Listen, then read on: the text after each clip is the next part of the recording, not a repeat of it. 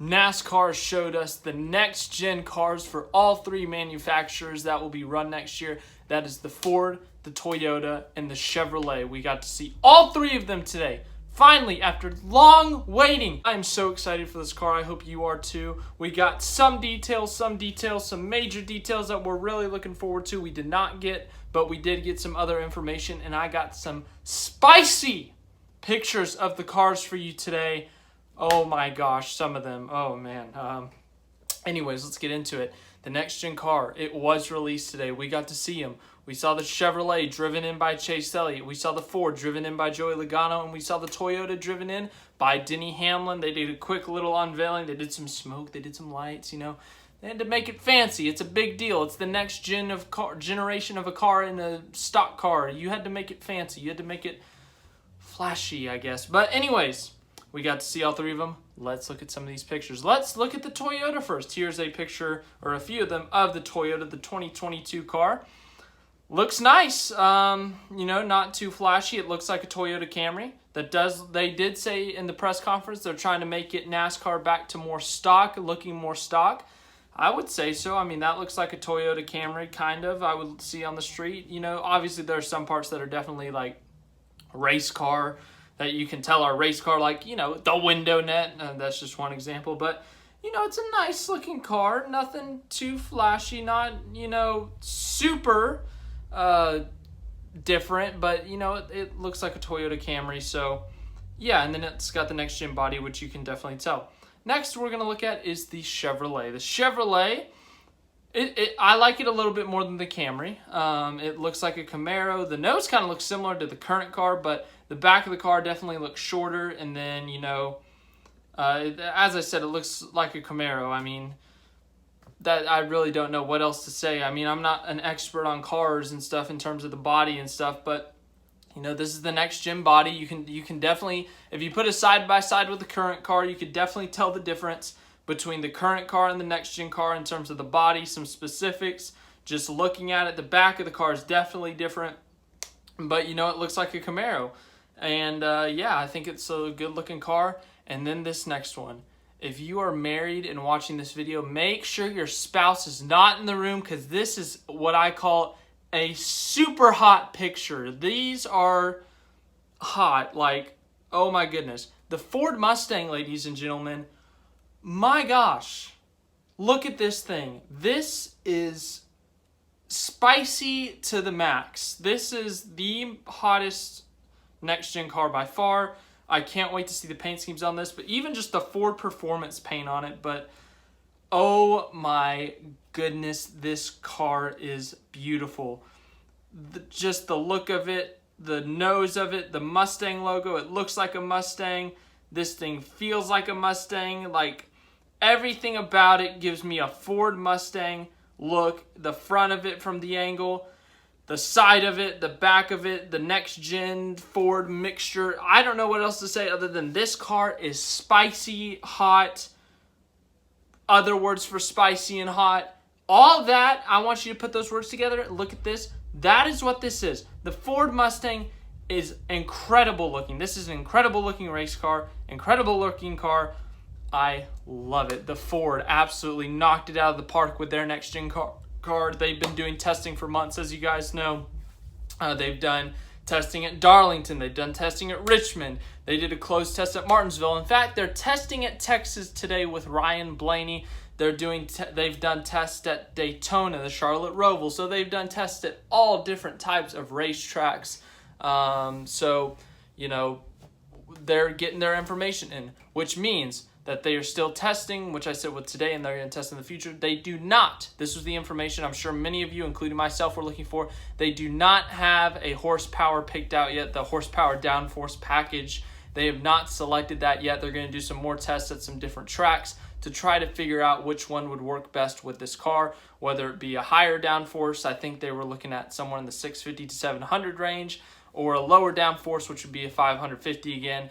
But yeah, that's what I've read somewhere. But oh my goodness, the Ford, I can't get over. And then obviously they posted some information like the vendor list, like who made each part, whether it's the brake systems, whether it's the wheels, the radiator ducts, the springs, the bumpers, the tires, everything about it. They have posted a list on that. I will put that somewhere in this video.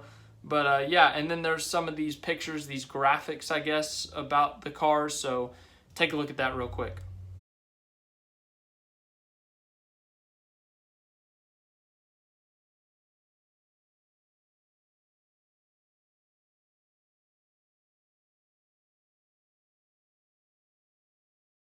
So anyways, they also released a little bit of information on the components of the car. Here's what they are. Upgraded specs to match modern passenger vehicle technology, including independent rear suspension, rack and pinion steering, and larger brakes. A new transaxle combines the transmission and rear gears into one package with an eye on the future, the ability to incorporate electrification. The bottom of the car is sealed with an underwing and rear diffuser, which will help with handling in traffic and reduce dirty air. Big W.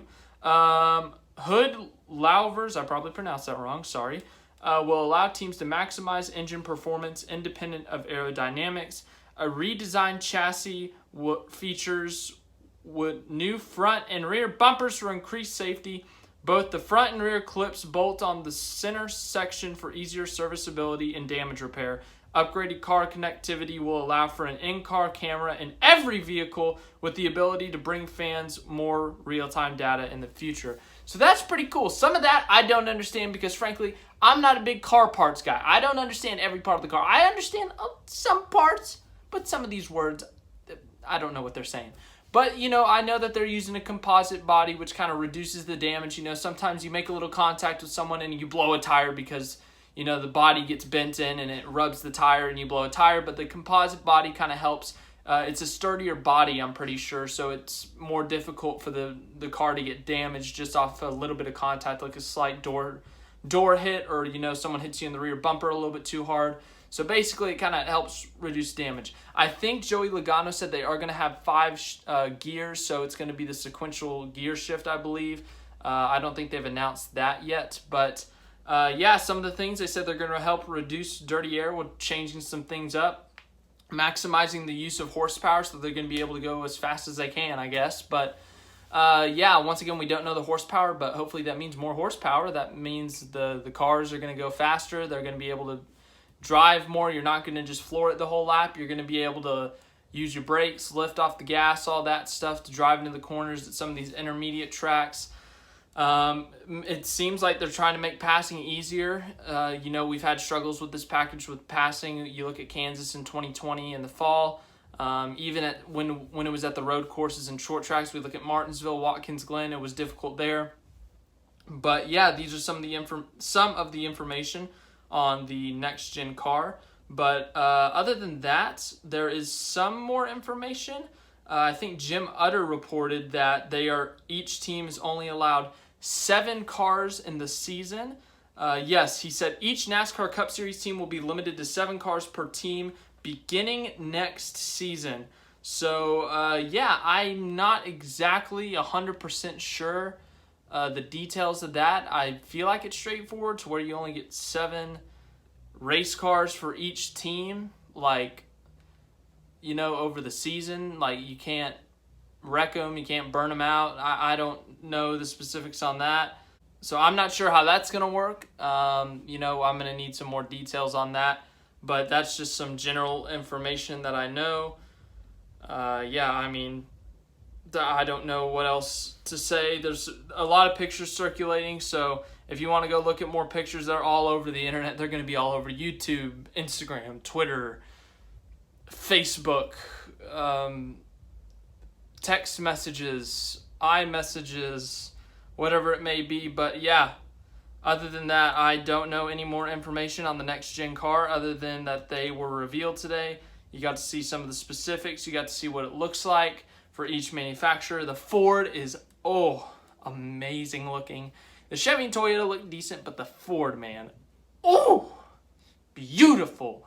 But yes, they're going to have vents in the hood, according to Bob Pockris. It looks like that in the picture, obviously. But some of the drivers that were there that spoke for each manufacturer, Chase Elliott spoke for Chevrolet, Joey Logano spoke for Ford, and then Denny Hamlin spoke for Toyota.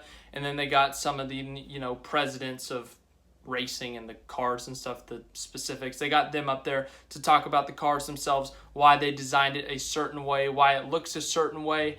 And then also they had the president of NASCAR, what is it, Steve O'Donnell or Steve Phelps? They had both Steve O'Donnell and Steve Phelps. I just can't remember what their specific titles are. I think one's the CEO, one's the president.